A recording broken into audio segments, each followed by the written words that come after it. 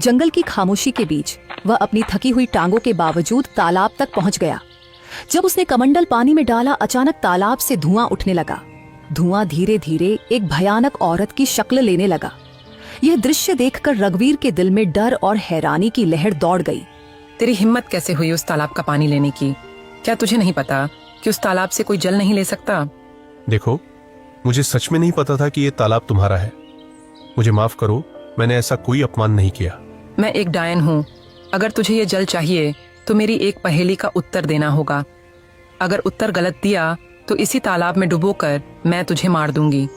लेकिन हाँ, एक और रास्ता है जिससे तू बच सकता है। तू बिना जल लिए यहाँ से चला जा। न पहेली न मौत। रघुवीर गहरी सोच में डूब गया। एक ओर साधु की प्यास और दूसरी ओर मृत्यु का भय। मैं यहाँ से जल लिए बिना बिल्कुल नहीं जाऊंगा।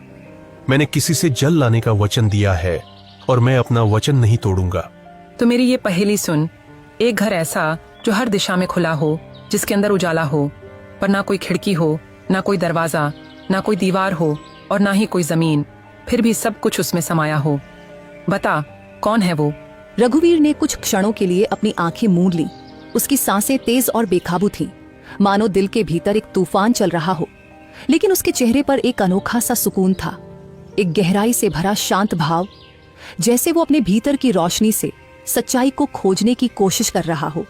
अंदर से बेचैनी के बावजूद उसके माथे पर एक दृढ़ संकल्प की रेखा साफ नजर आ रही थी, जो ये बता रही थी कि वह हार मानने वाला नहीं है। वो है मनुष्य का मन, जो हर दिशा में खुला होता है, जिसमें उजाला भी होता है और अंधकार भी। ना कोई दीवार, ना कोई दरवाजा, फिर भी उसमें पूरा संसार समा जाता है। डायन कुछ पल चुप रही, जैसे रघुवीर के उत्तर पर हैरान हो गई हो। फिर अचानक वह जोर से हंसने लगी, एक ऐसी हंसी जिसमें हैरानी, गुस्सा और शायद थोड़ी सी खुशी भी छुपी हुई थी।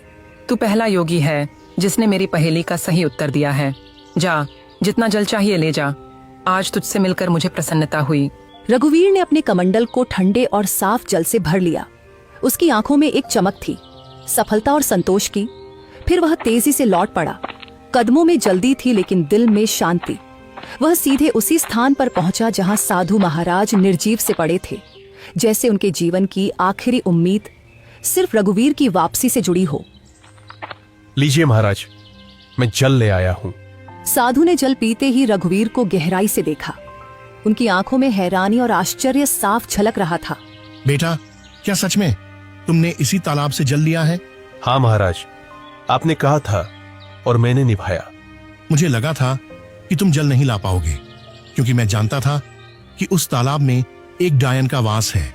जब भी कोई मनुष्य जंगल में आता है, मैं हमेशा उसकी ऐसी ही परीक्षा लेता हूँ।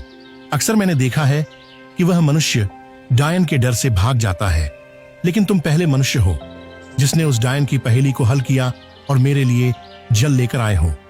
इतना कहकर साधु ने अपनी आंखें बंद की और कुछ मंत्र पढ़ने लगे। तभी वहां रंग बिरंगी किरणों के साथ एक सुंदर हिरण प्रकट हो गया।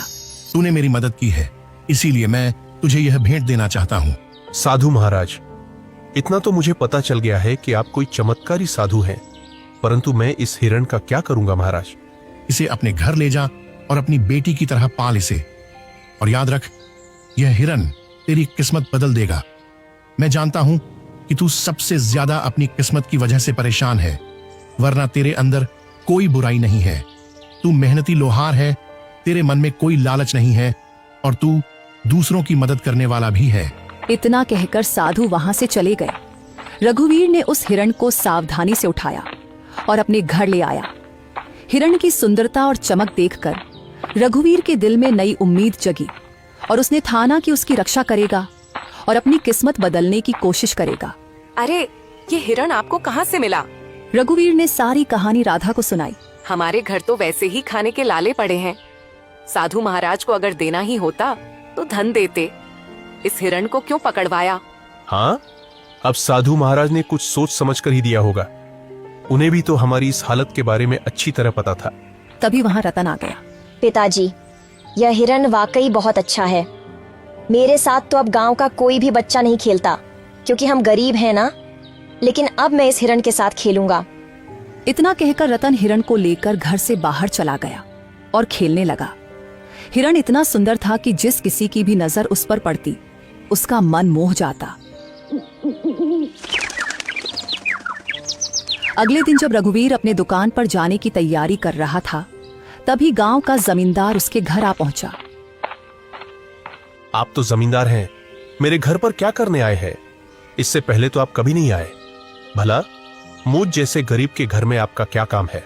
हाँ, बात तो तू सही कह रहा है रघुवीर, लेकिन बात यह है कि आज मैंने तेरे बेटे यानी रतन को एक हिरण के साथ खेलते देखा है। वह हिरण वाह वाह वाह बहुत ही सुंदर था, और तू जानता है कि मुझे जानवरों को पिंजरे में रखने का कितना शौक है, तो मैं वह हिरण खरीदना चाहता हूँ। राधा यहाँ सुनकर चौकस हो गई। वह कुछ कहने ही वाली थी कि माफ कीजिए, मैं वह हिरण आपको नहीं बेच सकता। अरे भाई, मैं तुम्हें इसकी अच्छी कीमत दूंगा। आप मुझे चाहे उसकी कितनी भी कीमत दें, माफ कीजिएगा, मैं उस हिरण को नहीं बेचूंगा। जमींदार क्रोधित होकर वहां से चला गया। आपने ये क्या किया? जमींदार हमें इसकी अच्छी कीमत दे सकता था, हमारी हालत कुछ बेहतर हो सकती थी। मैं यह हिरण नहीं बेचूंगा राधा, क्योंकि यह हिरण मुझे साधु महाराज ने भेंट किया है, और भेंट की हुई वस्तुओं को कभी बेचा नहीं जाता।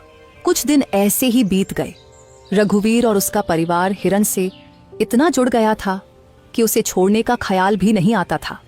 फिर कुछ दिनों बाद एक व्यापारी वहां आ पहुंचा। अरे भाई, मुझे तुम्हारा यह हिरण बहुत पसंद आया है। मैं तुम्हें इसकी मांगी हुई कीमत दूंगा। यह हिरण मुझे बेच दो। तुम चाहे मुझे कितना भी धन क्यों ना दो, मैं इसे नहीं बेचूंगा। अरे, तुम गरीब के गरीब ही रहोगे।